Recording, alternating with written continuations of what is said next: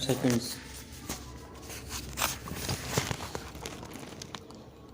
Making Indian companies and Indian national economy more productive is not going to be an easy or painless task.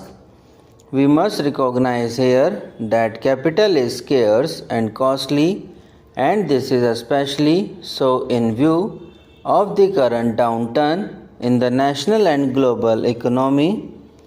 Market conditions have become highly volatile, although we in India can say with some satisfaction that our economy has remained relatively immune to the crisis that has engulfed several countries in Southeast Asia and elsewhere.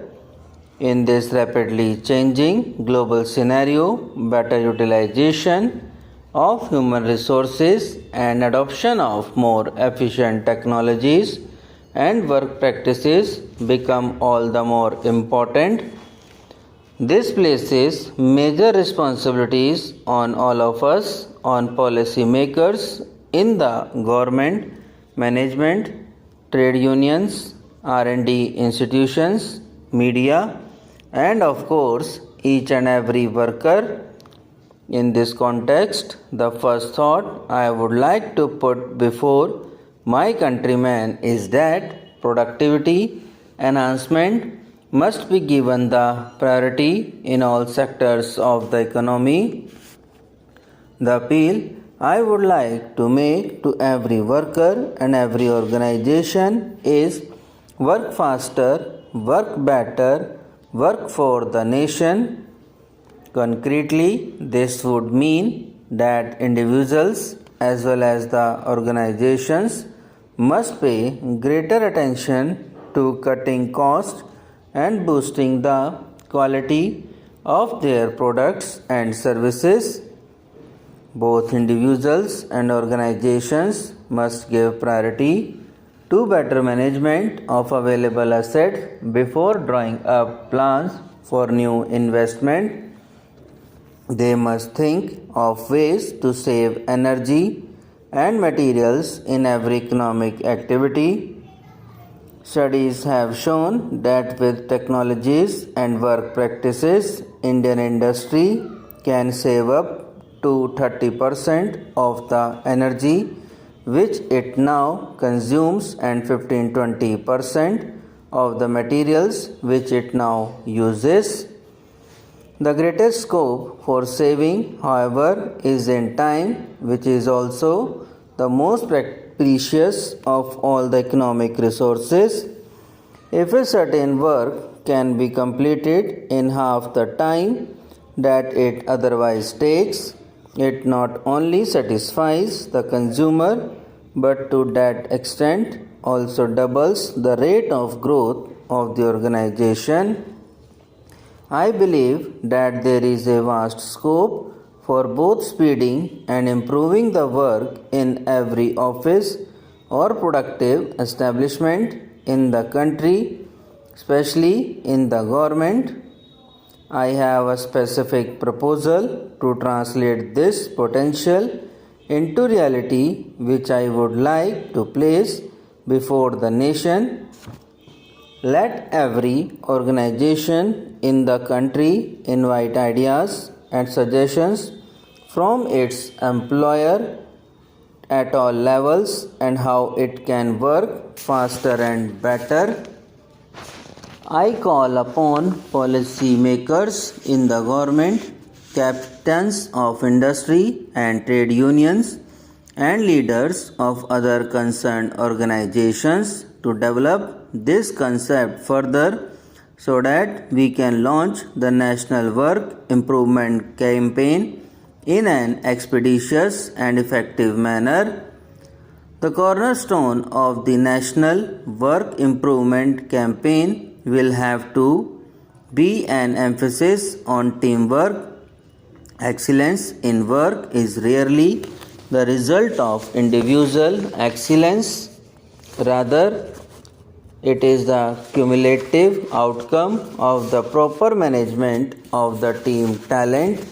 In order to enrich and activate team talent, we must create organizations that are less hierarchical and more democratic.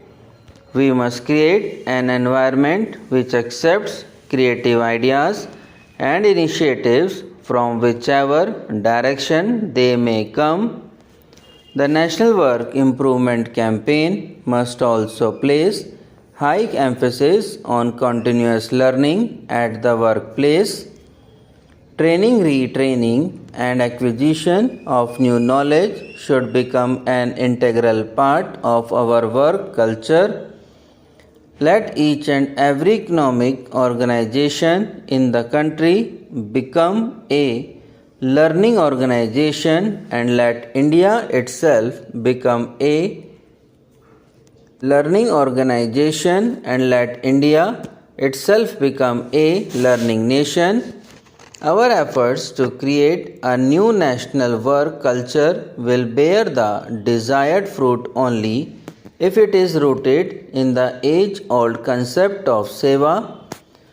Work becomes more than a job. Indeed, work becomes workshop only when it is done with the attitude of Samaj Seva and Rashtra Seva. Once again, I congratulate the Shram Award winners and their managements and express the hope that they will continue to display the qualities that have won them this prestigious national honor. Before concluding, let me reiterate my appeal to all my countrymen. Let us together honor Bharat Mata by launching sincerely and earnestly the National Work Improvement Campaign with the central appeal: work faster, work better, work for the nation. I greet you all and every brother and sister around the world on the 50th anniversary of the Universal Declaration of Human Rights. This day, 50 years ago, the member states of the United Nations adopted what President Roosevelt so movingly described as the International Magna Carta of all men everywhere. The immediate backdrop of the declaration was the horrifying spectacle of man's brutality against man as witnessed during the Second World War. During those bleak years of this century, an individual's inalienable right to dignity and liberty were brutally trampled upon. The Universal Declaration of Human Rights was supposed to be a safeguard against the repetition of the brutalities of World War II and to establish the overriding supremacy of human rights. The noble purpose was underscored by the Vienna Declaration that asserted all human rights are universal, indivisible, interrelated, and interdependent. This must be noble. Subscribe now and press the bell icon. Never miss an update.